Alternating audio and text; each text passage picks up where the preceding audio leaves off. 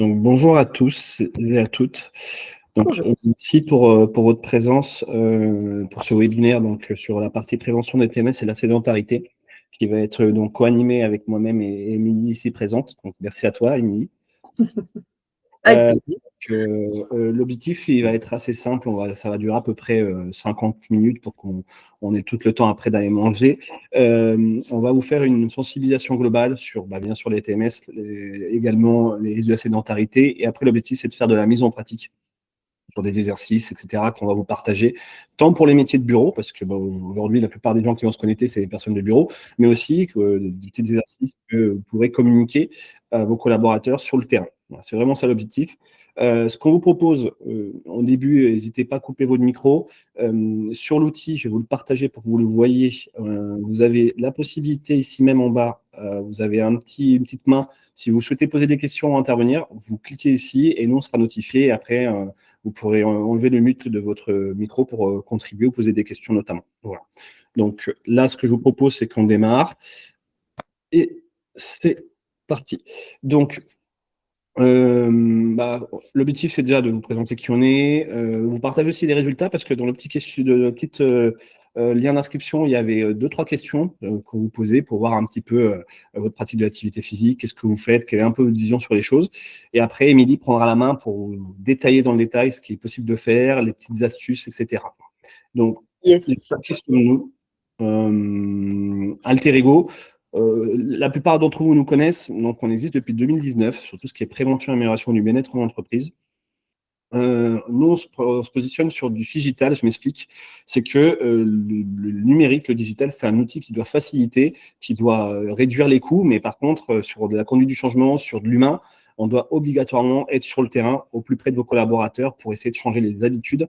Donc, nous, on va travailler du diagnostic, qui peuvent être des diagnostics sur les TMS, sur l'hygiène de vie, etc., à la mise en œuvre des solutions à travers nos intervenants sur le terrain pour que les actions de prévention que nous mettons en place avec vous soient efficientes et soient sur la durée. Donc, on travaille autant sur les axes de prévention, qui vont aller sur des actions d'audit et conseil, qu'on a pu faire notamment pour des grandes sociétés comme la SNCF notamment, mais également sur la mise en place de démarches d'échauffement, de réveil musculaire à travers notre démarche warm-up, mais aussi sur des démarches de prévention de TMS plus globales, qui vont aller de diagnostic ergonomique, de réflexion sur la formation de population, à devenir des relais, à devenir des référents, on va dire, proches de ce qu'on dit référents PRAP, mais aussi à la pérennisation d'actions globales avec, par exemple, de l'accompagnement des équipes sur le terrain sur plusieurs années, notamment dans le TP, pour que les compagnons, 2 à 3 ans après, ils aient intégré cette routine d'échauffement. On est aussi organisme de formation, donc à travers notre offre YoCare, parce que depuis quelques années, on fait les TMS, c'est un sujet multifactoriel. Donc, on doit aussi adresser notamment l'hygiène de vie, la sédentarité, qui est un gros sujet, même pour les métiers du terrain, le stress aussi. Et donc, on a créé des formations sur cette thématique-là pour accompagner vos collaborateurs. Voilà. Et puis après, le reste, c'est plutôt des choses un peu standards avec des ateliers de prévention lors des journées QVCT ou notamment pour la semaine de la QVCT qui arrive dans quelques jours. Voilà, donc après, pour en savoir un peu plus, nous, on a fait un peu les calculs, on a accompagné plus de 40 000 salariés, toutes démarches comprises depuis 2019. Globalement, avec notre cellule opérationnelle, on arrive à mettre en place une intervention en moins de 2 semaines. C'était quand même quelque chose d'assez fort, notamment sur certaines contrées. Et on a l'opportunité d'avoir un référentiel d'intervenants sur toute la France de plus de 350 intervenants. Voilà. Après, pour en venir à notre sujet d'aujourd'hui, donc sur la partie prévention des TMS et sédentarité. Ce qui est assez intéressant, c'est que vous êtes plutôt des bons élèves, faut pas se le cacher. Globalement, vous êtes plus de 50% à pratiquer régulièrement une activité physique régulière. On n'en a que 13% qui font pas beaucoup d'activité physique. Et pourquoi on vous dit que vous êtes de bons élèves? Parce que nous, à travers nos animations, on remarque que la sédentarité, c'est un enjeu qui touche plutôt 70% des salariés aujourd'hui dans les entreprises. C'est quand même énorme. Donc, c'est pour ça que au-delà de l'aspect TMS, on a aussi voulu porter ce sujet sur l'axe prévention de la sédentarité, qui est un sujet qu'on met des fois en second plan. Après, sur les douleurs physiques, sur les métiers de bureau, on voit aussi, entre guillemets, vous êtes à peu près 50% à remonter des douleurs physiques sur les 12 derniers mois. Il faut savoir que dans les métiers physiques, donc j'inclus TP, industrie, voilà, tous ces métiers-là, utilities, on est plutôt sur l'ordre de 68% des collaborateurs qui remontent des douleurs sur les 12 derniers mois. On a des problèmes, donc c'est douleurs, courbatures, etc. Et après, intéressant parce que même si c'est pas quelque chose qui est plutôt dédié pour vous, bah, on voit quand même que vous êtes 65% à se dire, bon, bah, je pense que ce type de rituel, d'éveil musculaire, de réveil musculaire pour les métiers plus physiques, ça peut être utile sur le long terme. Et ça, Émilie va vous le présenter dans le détail sur qu'est-ce que ça peut apporter sur la partie physiologique et anatomique. Je te laisse la main. Allez, c'est parti. Super. Je vais juste te demander si tu peux checker de temps en temps la petite main, s'il y a une petite main qui se lève. Ouais, Si ça ne t'embête pas, au moins je ne pas de reviens souci. pas. Pas de Alors, souci. attends, je vais partager du coup. Tac, tac, Je te laisse la main. tac. Super. C'est bon, ça fonctionne là? Ouais, c'est bon. Ok, super. Et je suis revenue. Donc là, je peux aller là-dessus. Et là, ça, c'est bon? Ça marche toujours? Parfait. Go. Parfait. Boum. Alors, comment agir? Donc, parlons des TMS, troubles musculo-squelettiques. J'imagine que vous avez déjà entendu parler de ça, évidemment. Donc, ça va venir toucher tout ce qui se passe un petit peu dans notre corps au niveau articulaire, au niveau musculaire, au niveau tendineux et ligamentaire aussi. Mais il faut savoir qu'il y a plusieurs facteurs qui nous confrontent en fait au TMS. Ça vient d'un peu partout et ça ne touche pas tout le monde de la même manière. Donc, il y a par exemple des facteurs biomécaniques, évidemment, donc par rapport à toutes les postures que vous allez adopter. Comme disait Mika tout à l'heure, effectivement, vous êtes un public plutôt de bureau, donc effectivement, ça va être toutes les postures que vous allez adopter en étant devant votre poste de travail, devant votre ordinateur. Donc, des fois, d'être un petit peu avachi sur la chaise ou d'être assis de travers ou voilà, d'être mal positionné, ça va entraîner des contraintes biomécaniques, donc des TMS possiblement. Tout ce qui est contrainte psychosociale aussi, il faut savoir que le stress augmente le risque de TMS. Donc le stress qui soit dû à n'importe quoi, hein, ça peut être par exemple les mauvaises relations entre collègues, ça va aussi avec la ligne d'en dessous, rythme de travail, ça peut être aussi très bien un stress personnel à la maison, ça peut impacter aussi évidemment au boulot. Les contraintes organisationnelles, évidemment, si vous avez un rythme de travail qui est trop, je ne vais pas dire trop intense, mais qui est trop important par rapport aux petites pauses que vous pouvez prendre dans votre journée, on le verra après, ce qu'on appelle des pauses actives en fait. Vous allez pouvoir bouger, vous détendre un petit peu. Si ce n'est pas équilibré, là, ça peut entraîner un risque de TMS. Et des facteurs individuels aussi, en fonction de l'âge des gens, de si on est une femme ou si on est un homme, les facteurs physiques et psychologiques, on ne va pas être exposé de la même manière au risque de ces troubles musculo-squelettiques. Voilà. Donc, les 4 petites vignettes qui sont en bas de cette slide, elles vont faire écho à tout ce qui va venir après, en fait, dans notre présentation. Donc, il va y avoir tout ce qui va être aménagement de l'environnement de travail, avec l'organisation. Donc là, on est sur plutôt les contraintes organisationnelles, avec la pénibilité du travail. Le travail sur écran, comment adapter notre position. Là, on est plutôt sur l'ergonomie, en fait, du poste de travail. Et tout ce qui va être animation, RPS, en lien avec les contraintes psychosociales. Je continue, s'il n'y a pas de questions par rapport à ça, avec notre petit graphique ici. Alors ça, c'est des astuces super faciles à mettre en place tout au long de votre journée, dans votre quotidien, pour lutter contre la sédentarité. Parce qu'en fait, c'est ça le principal problème de votre journée au bureau, c'est la sédentarité. Souvent, on part de la maison en voiture, on arrive au bureau, on prend l'ascenseur pour monter, on s'assied sur notre chaise de bureau, on est sur l'ordi toute la journée, on envoie des mails, etc. Là, l'imprimante est juste à côté de nous. En fait, on ne bouge pas. Et toutes ces astuces-là peuvent être mises en place pour changer des tout petits trucs dans votre quotidien et lutter contre la sédentarité. Premier exemple, se garer plus loin. Si vous êtes vraiment obligé de venir en voiture parce que vous êtes trop loin du bureau, on se gare un petit peu plus loin, on prend un parking un peu plus éloigné, on vient à pied ou à vélo si c'est possible. Là, déjà, on casse un peu la sédentarité.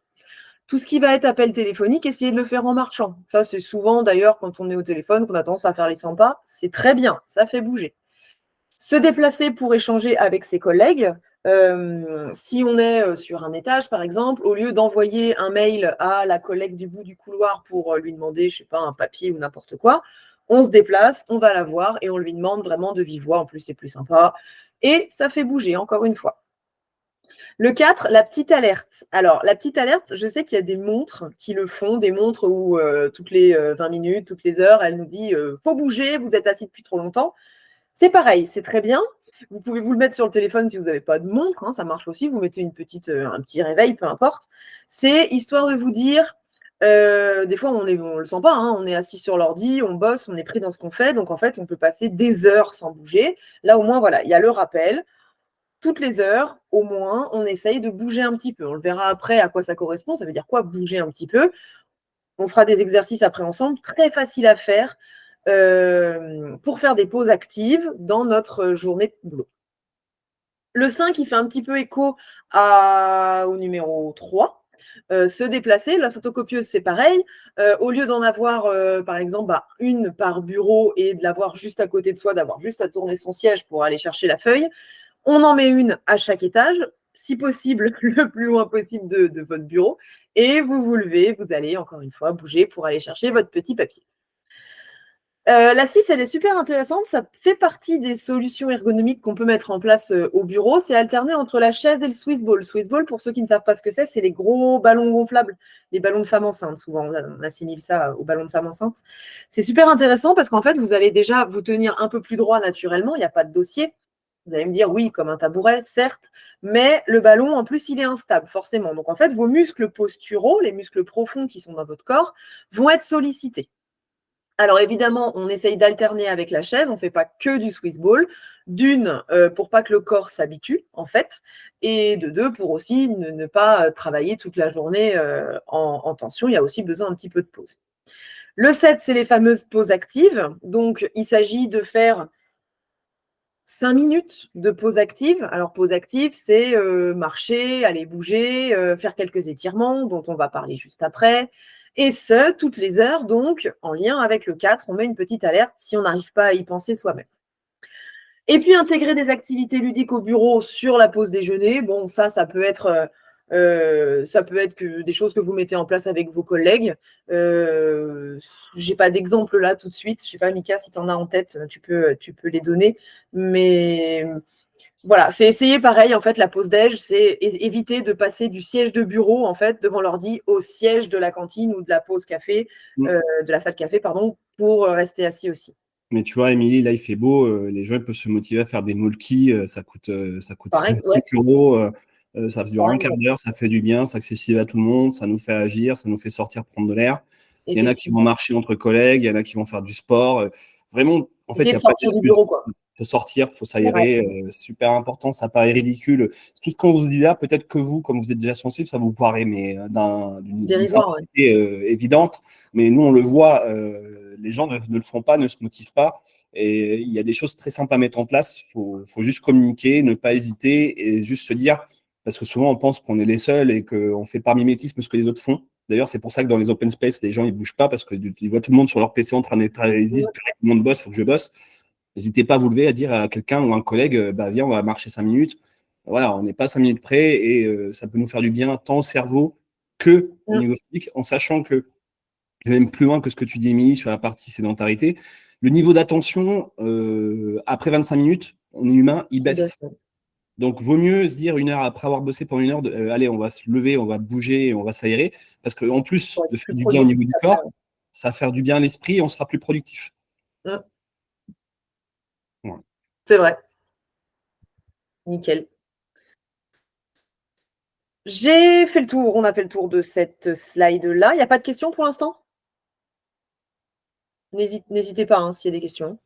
Oui, Si moi, oui, Ah, moi, une petite question, bonjour. bonjour.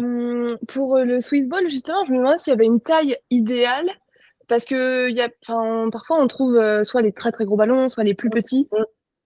Alors, en fait, il y a plusieurs tailles. Alors, une marque célèbre, pour ne pas la citer, Decathlon, hein, en fait 3. Et en fait, il faut que tu regardes par rapport à la taille et au poids, à ta taille et au poids. Et en général, c'est plutôt bien taillé une fois que tu t'es mis dans la bonne case.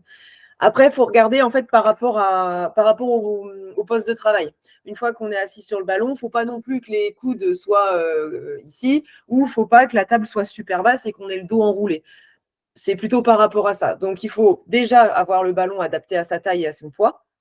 Et ensuite, le tester en conditions réelles. Alors, si on a un bureau qui se lève et qui se descend, c'est génial. Mais si on a un bureau qui ne bouge pas, essayez de sentir qu'on est à la même hauteur en fait que un peu plus bas que la chaise, histoire d'avoir le dos un peu plus droit. Ça va être ça. Ok, merci. Voilà, de rien. Et j'en ai profité parce que c'était une question que je m'étais posée, donc je viens de mettre dans Ouais. le chat. Le détail, en fait, en gros, il y a le poids, il y a aussi le poids, ça va dépendre de plein de gens, mais par rapport à notre taille aussi. Je pense notamment à la taille sur l'écran. Voilà, donc vous Oui. avez, je les ai mis, hein, il y a, en fonction de la taille, on peut prendre S, M, L, notamment. Donc, je les ai mis en commentaire pour ceux qui souhaiteraient avoir l'information.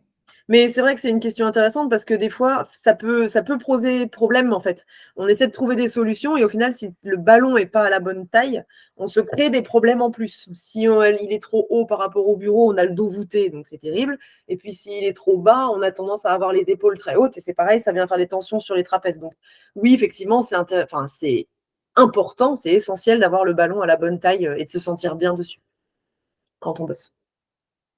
Mais c'est une super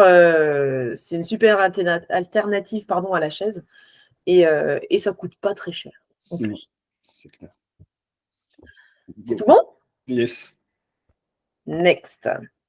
Alors, des petits exemples d'exercices qu'on peut mettre en fait en place au quotidien. Alors là, vous avez vu, on ne bouge même pas de sa chaise.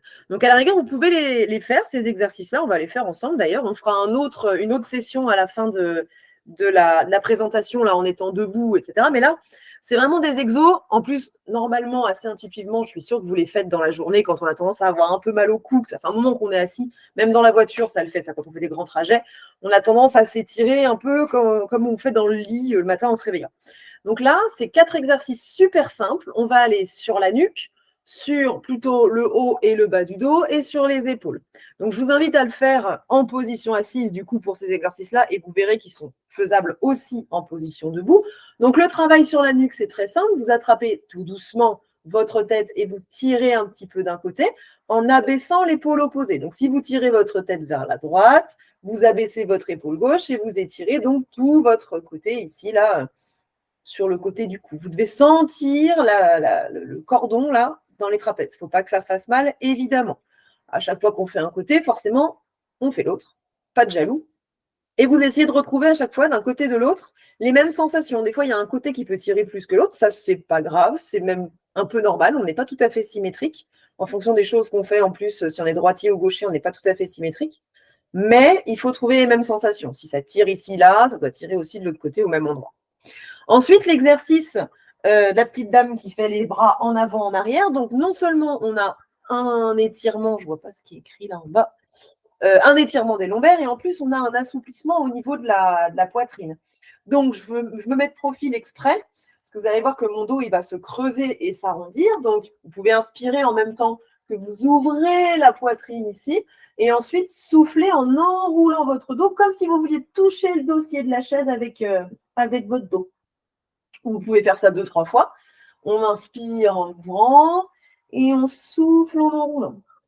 Une dernière fois. Donc pour cet exercice-là, il vaut mieux être un petit peu au bout de la chaise, histoire d'avoir le dos bien droit de base. Et on souffle. L'exercice suivant. Pour étirer les bras et toute la partie ici, là, sur l'extérieur de vos flancs, de vos côtes, les bras sont tendus vers le plafond et puis on vient tirer d'un côté. C'est juste le haut du dos qui s'incline. Vous ne tombez pas sur le côté. Vos 2 fesses restent collées à l'assise de la chaise. On revient au centre et on va de l'autre côté. Essayez de vous servir de la respiration aussi. Vous allez voir que la respiration, c'est votre allié pour vous détendre. Donc, on essaye d'inspirer et souffler en étirant. Voilà, je l'ai fait 2 fois à gauche, donc hop, on fait 2 fois à droite. Et puis, on va finir avec un étirement du dos qui fait vachement de bien, notamment au lombaire et qui détend vachement aussi tout le dessus du dos. Alors là, je vais peut-être disparaître de l'écran, mais on essaye de faire un petit peu comme le petit bonhomme là sur sa chaise. Donc, vous mettez les mains sur vos genoux, ça permet de ne pas descendre avec la force du dos. Vous prenez appui sur vos mains, vous vous laissez descendre. Hop, j'embarque l'écran avec moi, peut-être que ça va marcher. Et on va complètement s'enrouler en fait sur les cuisses. Vous vous laissez tomber sur les cuisses. Le but, c'est d'enrouler complètement le dos, hop, et de laisser pendouiller la tête et les bras. Vous restez là plusieurs secondes, et puis pour remonter, attention, on essaye de ne pas forcer sur le dos pour remonter, c'est dommage, on vient de l'étirer, Donc, vous remettez les mains sur les genoux et vous poussez à la force de vos bras pour vous redresser. Ça évite de mettre les lombaires en tension. Donc ça, c'est un petit exemple d'exercice faisable très facilement, sans bouger du poste de travail. Ça, c'est si vraiment vous n'avez pas de temps ou de place ou la possibilité de marcher et d'aller bouger un petit peu. Vous avez vu 5 minutes, hein, ça n'a même pas pris 5 minutes, je pense. Et ça fait du bien. On le sent tout de suite. On continue, on reviendra sur des exercices un petit peu après, en position debout, un petit peu plus poussé, on va dire. Pourquoi ça marche plus ça? Ah, voilà. Mika, au début, on a parlé comment ça s'appelle?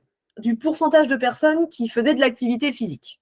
Alors, dans cette activité physique, souvent, on met un petit peu tout. On se dit, allez, ça bouge, c'est de l'activité physique. Nous, on va faire la différence entre activité physique et sport. Le sport, dans sa définition la plus stricte, normalement, c'est, comment dire, il y a un entraînement méthodique, un entraînement spécifique, avec, pourquoi pas, des compétitions et avec des règles surtout, d'accord? Je prends un exemple, le foot, c'est un sport, il y a des règles, il y a des entraînements et des compétitions. L'activité physique, c'est tout ce qui ne va pas être du sport. Ça va être par exemple dans la vie quotidienne, mine de rien, quand vous faites dans une journée du bricolage, du ménage, du jardinage, ce genre de choses, c'est de l'activité physique. C'est tout ce qui n'est pas sédentaire en fait. Dès que vous allez bouger, c'est de l'activité physique. Et tout ce qui va être aussi sport de loisir. Je dis sport de loisir pour vulgariser un petit peu le terme, mais on est sur la marche. Vous allez vous balader le dimanche dans les bois ou je ne sais où, c'est de l'activité physique. Vous allez faire un tour de vélo, vous allez courir. Voilà, tout ça, ça va être de l'activité physique. Donc, dès qu'on doit bouger, on est évidemment plus sédentaire, donc on a une activité physique. C'est les fameux 52 ou 53% qui avaient été relevés dans le petit sondage du début. Voilà. Après, évidemment, quand vous faites du sport, ça induit de l'activité physique, évidemment, puisque vous bougez. Après, Émilie, je réagis par rapport à ça. Oui. Il y a un truc important, on peut être sportif et sédentaire. Oui, très important. Les sportifs de haut niveau, tu fais bien de le dire, sont sédentaires souvent. Attends. Oui.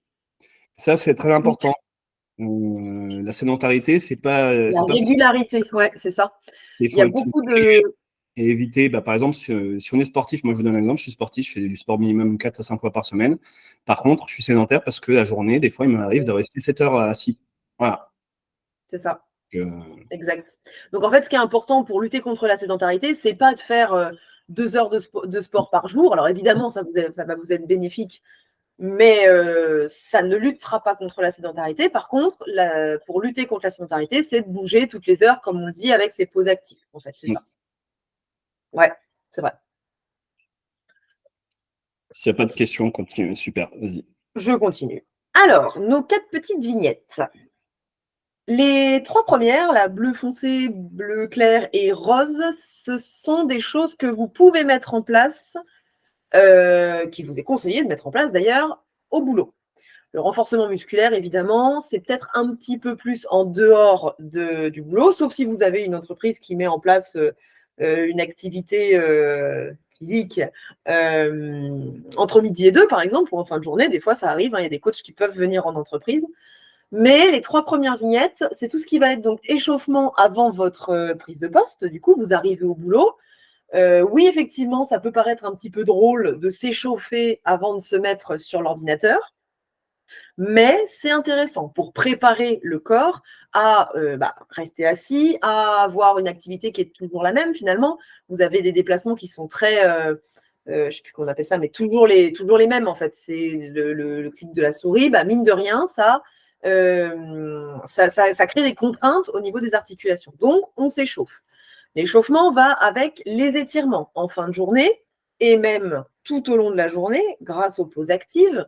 On peut faire des étirements, comme on vient de faire sur la chaise là il y a 5 minutes, ou debout, comme on le fera juste après. L'activité contraignante, c'est ce qu'on appelle, nous, les échauffements flash. C'est, imaginons, vous êtes resté assis sur votre chaise pendant 1 heure où vous n'avez pas vraiment beaucoup bougé et d'un coup, vous devez faire une activité contraignante, par exemple, je ne sais pas moi, monter super vite en urgence au 5e étage, monter les escaliers à fond, ou alors soulever quelque chose de très lourd. Vous avez les rames de papier qui sont arrivées pour l'imprimante, bam, faut soulever tout ça. On essaye de s'échauffer un petit peu, c'est pareil, ça peut vous paraître ridicule, oui, bon, je ne vais pas passer 3 minutes à m'échauffer alors que j'ai une rame de papier à soulever, certes, mais si votre corps est froid, on s'échauffe un petit peu, ça dure 2 minutes, même pas, histoire de bouger un petit peu, de réchauffer un petit peu le corps avant de faire cette activité contraignante-là, quelle qu'elle soit. Comme quand vous faites du sport, en fait, ça ne vous viendrait pas à l'idée, j'espère, de faire votre séance de sport sans s'échauffer. Là, c'est un petit peu le même principe, même si ça paraît dérisoire. Donc voilà, ça, c'est 4 petites choses. Alors, avec le renforcement musculaire que vous allez mettre en place en dehors de votre boulot, là, j'ai l'impression qu'il y a la moitié de gens qui font quand même pas mal d'activité physique. Donc, c'est cool. Ça renforce en dehors tout ce qui va être gainage, tout ce qui va être cardio, tout ça, ça va contribuer à lutter contre les TMS. Hein, on est toujours là-dessus. Mais voilà, les 3 petites vignettes, on va le faire ensemble. Les fameuses 10 minutes d'échauffement et d'étirement, on va le faire ensemble. C'est des choses très faciles à mettre en place au bureau puisque ça ne nécessite aucun matériel. Et le petit bandeau vert qui est en bas, c'est à nouveau cette fameuse pause de 3 à 5 minutes après chaque heure passée. Alors bon, sur une activité contraignante où vous, c'est d'être sur votre poste de travail assis devant l'ordi, qui finalement est aussi contraignant pour le corps. Il ne faut pas penser que comme vous ne bougez pas, ce n'est pas contraignant, ça l'est. Donc voilà, une petite pause qui permet de varier un petit peu, de vous changer les idées, de détendre les muscles et de s'étirer. C'est bon pour cette slide? On avance. Ça fait écho donc à cette slide-ci. Donc, on organise l'activité pour essayer d'avoir des pauses régulièrement et de favoriser l'activité physique, donc de lutter contre la sédentarité. Donc, rotation des activités, on essaye de ne pas faire toujours la même chose, c'est-à-dire que si vous êtes plusieurs à bosser sur le même projet, par exemple, vous êtes 3 ou 4, et ben s'il y en a un qui peut être un peu sur l'ordi pendant que l'autre, il doit aller faire des allers-retours pour aller chercher des photocopies je ne sais où, et enfin, voilà, vous avez compris le concept. On essaye de ne pas toujours rester au même poste. Comme ça, celui qui marche tout le temps, et ben après, hop, il prend la place de celui qui ne bouge pas, et on inverse. C'est l'exemple qui me vient là, mais je suis sûre qu'il y en a plein d'autres. On inverse pour pouvoir bouger un petit peu, que tout le monde puisse bouger. L'ergonomie, adapter le poste de travail. Ça, c'est ce qu'on disait par rapport au Swiss Ball déjà. Ça, c'est une première astuce. Deuxième chose que vous avez peut-être si vous avez une entreprise fantastique, mais je sais que c'est un petit peu moins facile à obtenir, c'est les bureaux qui montent et qui descendent.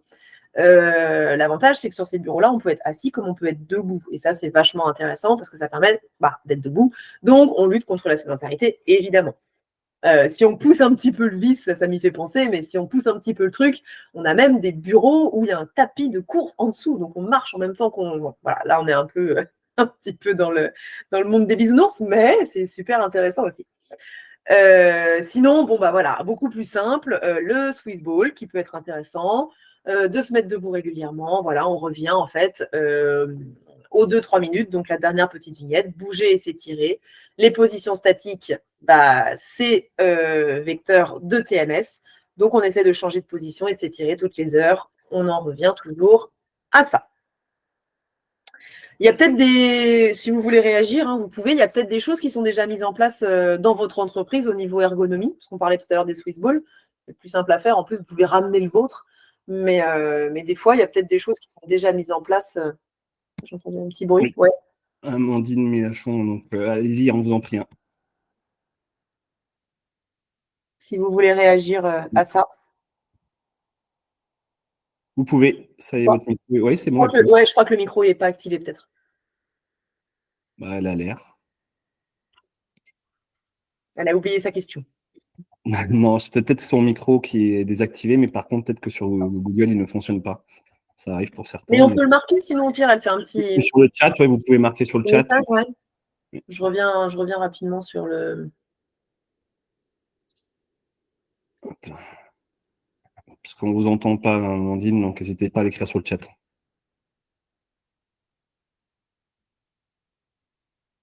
Après, tu peux continuer, Émilie, et je reprendrai lorsqu'elle aura écrit, je le reprendrai.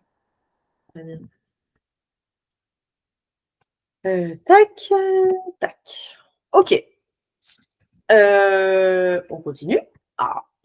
Alors, cette vignette-là, elle a pour but de vous expliquer qu'en fait, les TMS, c'est pas que l'activité physique, c'est pas que bouger, c'est un ensemble.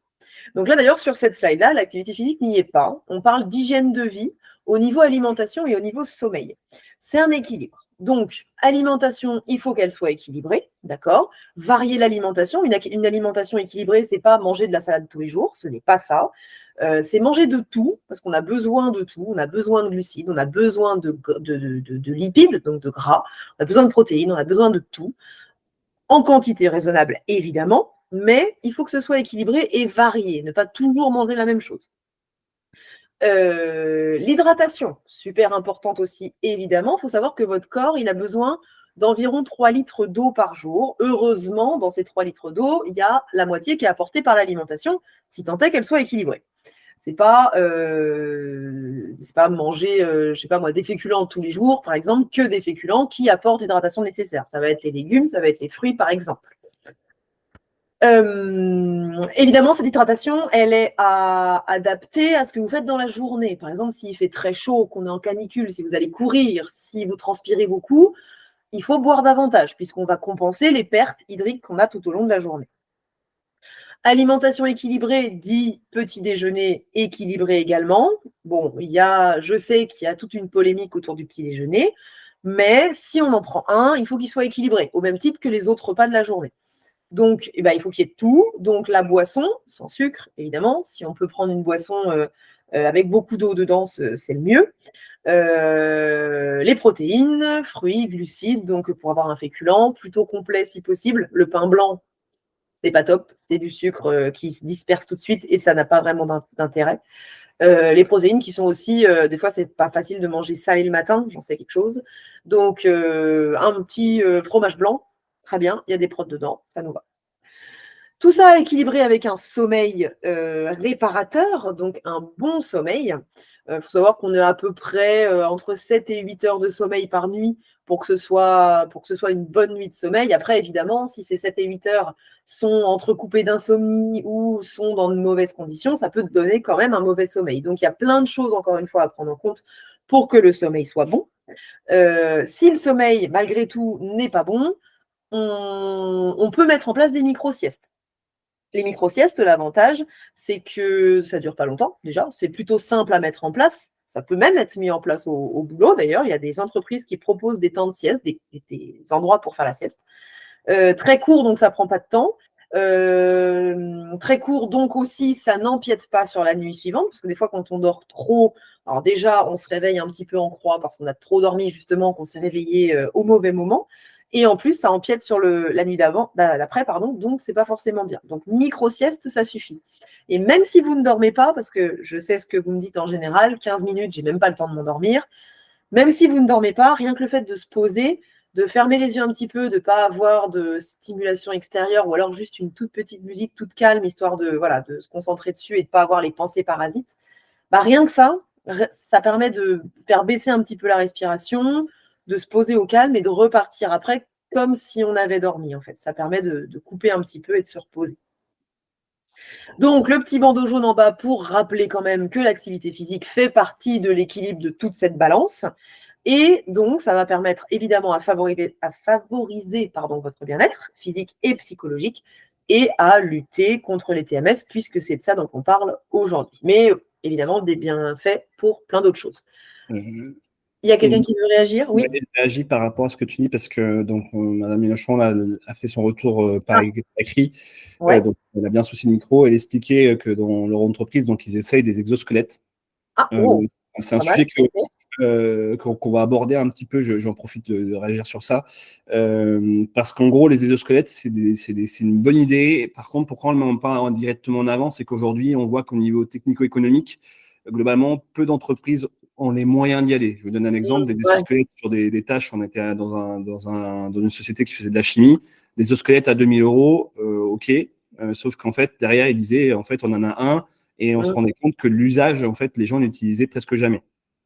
Ouais, Donc, donc c'est pareil, dommage, ouais, tu perds un beaucoup gros d'argent sujet pour pas du grand-chose. changement aussi, hein, les exosquelettes, mais c'est des bonnes idées sur certains métiers. Je donne un retour d'expérience, c'est peut-être pas vos activités, mais chez EDF, vous avez les percheurs sur les postes HTA, HTB, donc c'est les grands postes à haute tension. Et en fait, ils ont mis en place des exosquelettes. Là, c'était vraiment nécessaire parce que quand vous avez des perches de 10 mètres de haut avec le poids, en gros, en termes de TMS, il n'y avait pas pire. Là, ils ont réussi à trouver des exosquelettes pas très chers et ils mettent ça en place sur certaines équipes. Voilà, c'est des choses à réfléchir en fonction de vos activités. Clairement, ça peut être efficace. Et après, par rapport à ce que tu disais sur les rotations d'activités, elle évoque, et ça se fait de plus en plus, voilà, qui change les outillages également pour limiter la Oui. pénibilité des postes. Et aussi sur la partie hygiène de vie, donc ce que tu viens d'évoquer là, ils mettent en place des journées fraîcheur où ils offrent des petits déjeuners, donc avec des fruits frais, des jus frais. Je réagis sur les jus de fruits. Fausse bonne idée. Ça c'est la fausse bonne idée. Le jus frais, on se dit bah c'est du fruit. Pareil, ouais. Le gros problème, c'est que vous avez, entre guillemets, dissous les fibres et derrière, la gestion fait que, en fait, on a des sucres, le glucide, les sucres vont trop rapidement dans le sang. L'avantage d'avoir un fruit qui est ingéré directement en format fruit, format solide, c'est qu'il va être digéré plus lentement, donc le sucre va se distiller moins rapidement dans le sang. Bah, et puis Voilà, je réagis à ce que tu dis là, Mika, par rapport au jus de fruits. Le problème du jus de fruits aussi, c'est qu'on a tendance, dans un verre, il y a quoi? Il y a 3 oranges dedans, par exemple. c'est ça. Donc on en mange beaucoup plus en quantité Oui, de sucre, alors que manger 3 oranges entières, c'est pas du tout pareil. Donc en fait, exactement. au niveau satiété, manger un fruit entier est beaucoup plus intéressant que boire un jus. Voilà, donc merci beaucoup en tout cas pour ce retour d'expérience. Est-ce qu'il y a Mm. d'autres personnes qui veulent partager ou qui ont des questions N'hésitez pas, hein, ouais. Vous avant êtes pas qu'on aille sur beaucoup en les plus, autres donc c'est pratiques? cool, ça. Parce que je crois qu'après celle-ci, ouais, après celle-ci, c'est en position.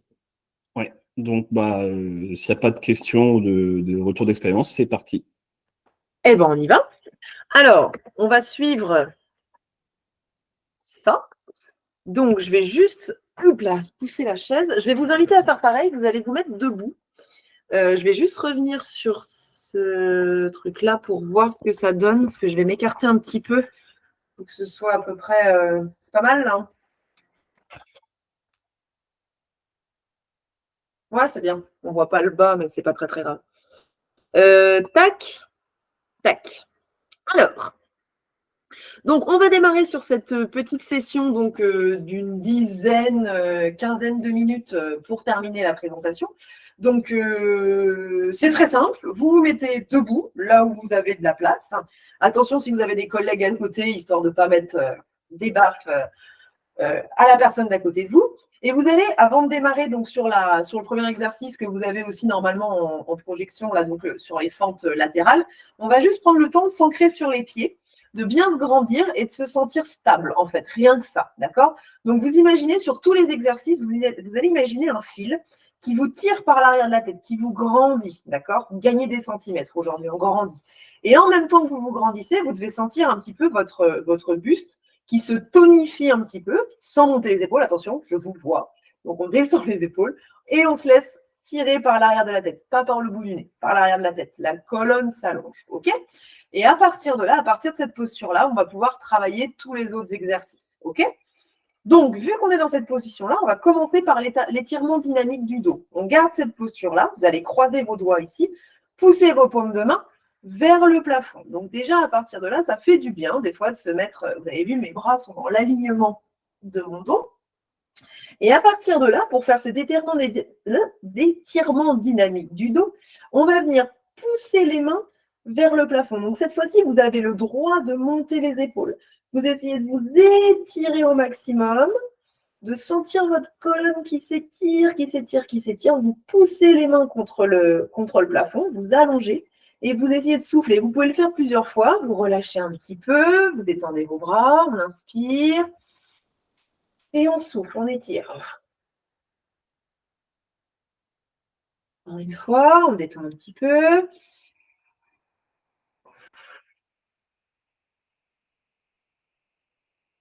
Et on relâche. Ok, vous détendez un petit peu vos épaules et vous allez ouvrir un petit peu plus vos jambes. On va partir donc sur le numéro 1. Vous mettez les mains sur les hanches. ce sont des fentes latérales. Des fentes latérales, attention, on va pousser les fesses vers l'arrière. Je ne veux pas avoir le genou et le bassin qui partent en avant. Donc, très simple, vous allez descendre sur une jambe en sentant l'étirement dans la jambe ici et ensuite descendre sur l'autre jambe. Donc, on va le faire plusieurs fois. Essayez de garder la poitrine bien ouverte. Ne tournez pas vos épaules. Hop, on reste bien ouvert. Et pensez toujours à votre fil. Je me mets de profil. Le fil qui tire par l'arrière de la tête. On n'est pas tout bossu, d'accord? Le fil qui tire et la fesse qui va vers l'arrière. Poitrine ouverte. On descend d'un côté et de l'autre. Tac. Tac. Donc là, on est un petit peu sur un étirement puisque vous avez, normalement, vous sentez l'étirement à l'intérieur de la jambe, ici sur les adducteurs, l'intérieur de la cuisse, mais aussi sur quelque chose d'assez dynamique. Ça fait bosser la jambe d'appui. Donc, clairement, pose active, ça fait bouger. OK? On se redresse doucement, on resserre les pieds largeur de bassin, à peu près un peu plus large que le bassin, et on va continuer avec le dos rond, dos plat. Alors, dos rond, dos plat, vous allez trouver une posture un petit peu, donc engager le buste en avant. Je ne veux pas voir ça. On sort un petit peu les fesses derrière, le poids est plutôt sur les talons, et vous allez imaginer que vous avez une barre dans les mains, peu importe, une barre de muscu ou ce que vous voulez, et que vous la ramenez contre votre poitrine, d'accord? Donc, on redescend et on ramène contre la poitrine. Donc, ça fait bouger le haut de votre dos. Le bas ne doit pas bouger. Il ne faut pas que ce soit douloureux non plus. Si c'est douloureux dans les lombaires, vous remontez un petit peu. On peut faire exactement le même exercice sans être engagé vraiment dos quasiment à plat parallèle au sol. Et c'est le haut du dos qui va venir fermer un petit peu les épaules et serrer les omoplates derrière. On ferme les épaules, je le fais de face, et on engage. On ferme et on engage. On le fait une dernière fois. Et on se redresse. Hop. On continue avec la brasse verticale. Travail des épaules. On retrouve notre posture bien grande, engagée avec les abdos un petit peu. On se grandit, on ouvre la poitrine. Vous allez vous mettre en prière un petit peu ici.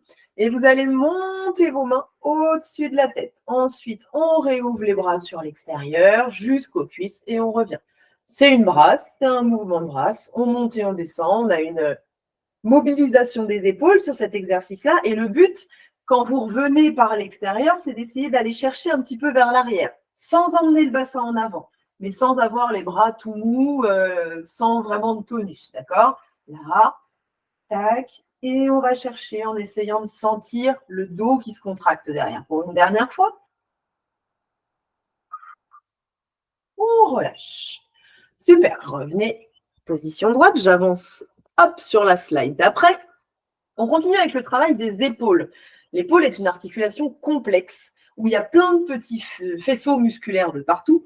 Et là, par exemple, avec le premier exercice, on va travailler ce qu'on appelle les rotateurs. Le nom parle pour lui-même, ça va faire tourner les épaules. Donc, vous allez partir ici, là, vos coudes collés contre les côtes, et vous allez ouvrir, vous allez emmener les mains le plus loin possible vers l'arrière. Je vous vois d'ici me faire ça. Non. On serre les abdos, les fesses ne bougent pas, on emmène et on ramène devant.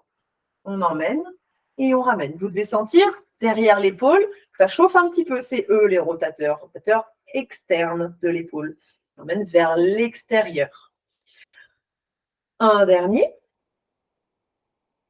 Et vous allez maintenant pouvoir vous mettre ici. Là, on va aller travailler plutôt le dessus de l'épaule. Alors, vous pouvez emmener les bras à la verticale et réouvrir. Verticale et réouvrir. Ça, c'est très simple, d'accord? Plus vous allez en faire, plus ça va se chauffer, évidemment. Et essayez de garder vos épaules basses. N'allez pas accrocher vos oreilles dans vos épaules. Donc, vous devez sentir le dessus des épaules qui chauffe un petit peu. Ensuite, pour continuer sur cette partie du corps, donc sur les bras, on continue avec les coudes. Les coudes, alors si vous avez fait de la tectonique comme moi dans votre jeunesse, vous pouvez faire ça. Donc, on attrape le coude et on passe en dedans et en dehors. D'accord? Hop, hop. Je sais qu'il y en a qui ont un petit peu de mal avec cet exercice-là, donc n'hésitez pas tout simplement à le faire en comme ça. D'accord? On vient juste faire une flexion du coude. Tchac, tchac, tchac, tchac. Si vous pouvez le faire même dans un sens et dans l'autre, c'est génial. Mais si ça vous prend vraiment trop la tête et que c'est trop compliqué, vous le faites juste des pliés tendus. D'accord? Si vous avez fait la tectonique à gauche, vous faites la tectonique à droite. Évidemment, pas de jaloux. Et pour continuer donc dans le prolongement des bras, quand vous faites votre routine, essayez de le faire, ça me fait penser, essayez de le faire dans l'ordre. Ne faites pas les doigts, puis les chevilles, puis le dos, puis essayez de faire comme un scanner. Vous partez, hop, et vous allez vraiment sur le bras, par exemple, épaule, coude, poignet, doigt. C'est un petit peu plus logique, ça permet de rien oublier.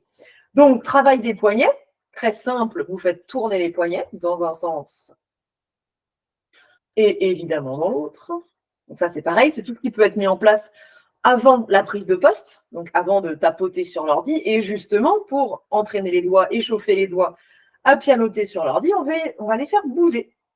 Donc soit on pianote dans un sens et dans l'autre, soit on jette des sorts. En plus là, ça fait bouger les poignets en même temps.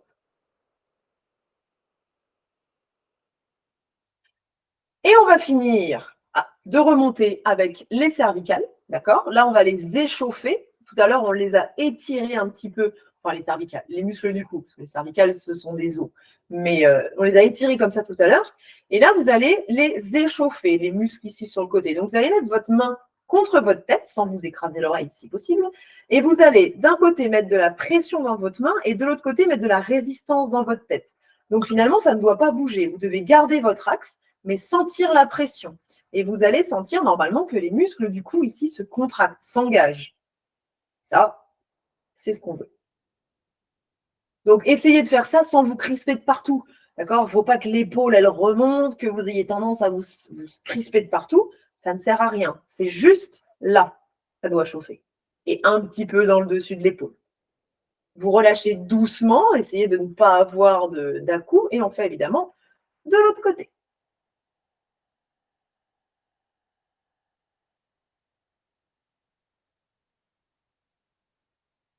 Et vous relâchez. Pour détendre un petit peu au niveau cervical, vous pouvez aller chercher aussi sur les côtés, comme quand on dit qu'il faut faire des oui, des non, des peut-être. Voilà, on peut faire des non, aller chercher le maximum d'amplitude en y allant doucement, alors comme si on voulait mettre le menton en prolongement des épaules, et d'aller faire des oui, mais alors le oui, vous vous méfiez de ne pas aller chercher trop loin en arrière. Hop, menton, poitrine, et on regarde le plafond. Ce qu'il faut éviter, c'est de faire des grands ronds. On a tous fait ça en EPS à l'école, les grands cercles de tête. Les cervicales, elles n'aiment pas trop ça. Bien, nous continuons maintenant avec un petit peu d'étirement. Ah, c'est dommage que je ne vous vois pas parce qu'en général, j'aime bien ce moment. Donc, vous allez vous ancrer sur vos pieds, les mains le long des cuisses, vous vous grandissez bien et là, tout simplement, vous allez essayer de descendre au maximum. Donc, vous descendez le plus bas possible. On descend, on descend, on descend. Si ça tire trop derrière les jambes, des fois, je sais qu'il y en a qui s'arrêtent vite. Donc, si ça tire trop derrière les jambes, vous pouvez légèrement fléchir les genoux. On n'est pas sur de la grosse flexion, on est juste sur du je déverrouille. Ça va permettre d'enrouler davantage le bas de votre dos. Vous allez le sentir. Dès que vous allez fléchir un peu les genoux, ça va descendre plus bas et donc enrouler un petit peu plus la partie du bas du dos. Donc, essayez de faire ça. Et quand vous êtes en bas, faites des respirations calmes. D'accord ? La tête, elle est complètement détendue au bout du cou. Pas comme sur la photo, bien complètement détendue. On inspire et à chaque expiration, vous devez, sans forcer, sentir que la pesanteur vous fait descendre davantage. D'accord ? N'essayez pas de forcer, n'essayez pas de vous agripper quelque part et de forcer, c'est le meilleur moyen de se faire mal. Laissez le poids du corps le faire. D'accord ? Et au moment de remonter, vous fléchissez vos genoux. Là, pour le coup, on fléchit carrément pour s'aider, pour ne pas se faire mal dans le dos. Comme tout à l'heure sur la chaise, on prend appui sur les genoux et on repousse en remontant. Cet étirement-là, il est aussi faisable avec les jambes croisées. Donc, c'est exactement le même principe, mais ça va être un petit peu plus engagé déjà au niveau équilibre, mais pour la jambe qui est derrière. Donc, quand vous descendez, vous allez sentir que ça tire davantage. D'ailleurs, ça dépend des gens, ça peut être la jambe qui est devant aussi. Ça dépend où on est souple et où on ne l'est pas. Hop. Donc, je vous laisse essayer. Vous allez voir qu'avec la jambe gauche derrière ou la jambe gauche devant, ça ne fait pas les mêmes effets. C'est exactement le même principe. Pour remonter, pareil, essayez de vous appuyer un petit peu sur vos jambes pour éviter que le dos tire. On repasse debout. Et là, on va avoir donc le 3 et le 4 qui sont pas similaires parce que ça n'étire pas pareil, mais qui peuvent être combinés. C'est-à-dire que vous allez donc recroiser vos doigts comme on avait tout à l'heure, remonter vos mains vers le plafond. Donc, on s'étire, on se grandit au maximum. Et on peut le transformer, celui-là, en exo numéro 4, en enroulant un petit peu juste le haut du dos et en emmenant les bras devant, comme si je voulais repousser mes bras le plus loin possible. D'accord? Donc cet exercice-là, vous pouvez le faire alors soit debout, ça va venir étirer un petit peu entre les omoplates, et si vous voulez l'engager un peu plus, vous laissez juste le haut du dos s'enrouler, comme si vous vouliez sortir les petits os, là, les omoplates, vers l'arrière. Vous enroulez au maximum. Et vous pouvez le faire plusieurs fois. On inspire en se grandissant et on souffle en descendant les bras. Une fois, le plus haut possible.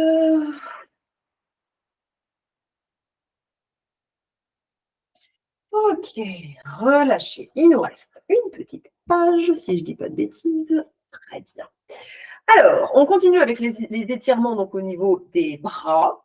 On va faire, alors je commence souvent avec l'étirement des épaules, le numéro 6. Donc, vous allez passer votre bras devant, d'accord? Comme si vous vouliez toucher votre épaule de l'autre côté, plutôt tendue. Et ensuite, coude sur coude pour rajouter un petit peu de pression ici. Attention de ne pas tourner les épaules, ça ne sert à rien, restez de face. Donc, on tire et on abaisse l'épaule. Vous éloignez l'épaule qui est tirée, vous l'éloignez du menton. Il ne faut pas que ce soit douloureux. Attention, si on a tendance à avoir des tendinites ou même, si ce n'est pas des tendinites, mais des douleurs dans les épaules, ces exercices-là, on se méfie, d'accord? Il ne faut pas aller chercher la douleur, jamais, quel que soit l'étirement. Ça fait mal parce que ça tire, mais pas de douleur bizarre. On relâche. Le même bras que vous venez d'échauffer, vous allez donc numéro 3, 5, pardon, l'étirer derrière, comme si vous vouliez vous gratter le dos ici. Et vous allez pouvoir attraper votre coude et l'emmener vers l'arrière. Si vous avez un peu mal à cette épaule-là, vous pouvez le faire par devant. Ça tire un petit peu moins, mais ça évite d'engager l'autre épaule.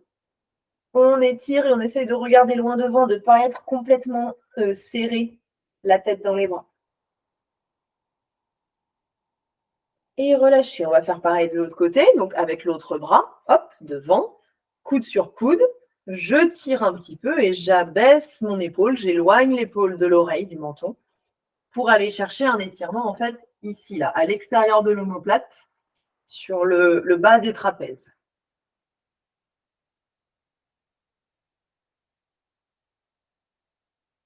On relâche et on va chercher, donc, avec le même bras qu'on vient d'étirer, entre les omoplates derrière, si on peut, donc, ici ou par au-dessus.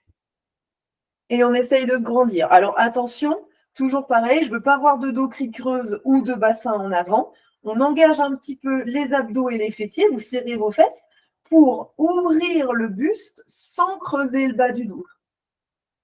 On étire en se grandissant. Et on relâche. Et on va finir avec les cervicales. On continue notre progression, on remonte.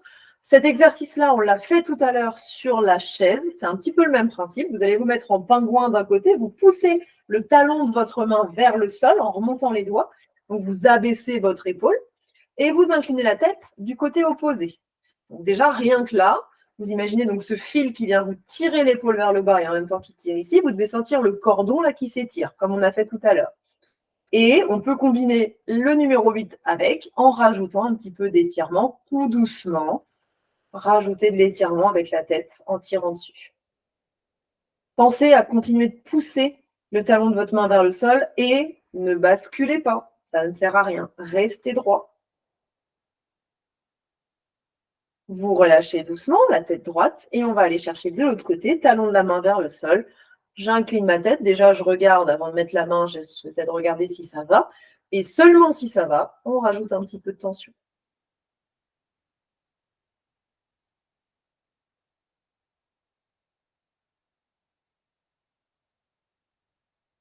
Et vous relâchez. Nickel. Et ben voilà, on a fait le tour. Vous pouvez enrouler un petit peu vos épaules en allant chercher le maximum d'amplitude pour détendre un petit peu tout ça. Bougez sur vos jambes. Et on est bon pour cette session d'échauffement étirement. Donc, je ne sais pas combien de temps ça a pris, mais pas beaucoup, je pense, 10-15 minutes au maximum. Donc, rapide, facile à mettre en place parce que pas de matos et pas besoin d'être au sol non plus. Donc, pas besoin de tapis, rien du tout. Donc, plutôt tous les voyants sont au vert avec cette séance, en fait. Facile à mettre en place et super bénéfique pour vos pauses actives. Est-ce que ça vous a fait du bien? Ouais, je t'avoue, j'ai fait une séance ce matin, ça m'a fait du bien. Ouais, tu l'as fait avec nous? Donc, ça fait du bien. Merci beaucoup, Émilie, c'était top. D'ailleurs, les gens les poussent, voilà, donc c'est super, les gens sont très contents, donc merci, c'est top, Émilie. En plus, ça montre à tout le monde que c'est accessible.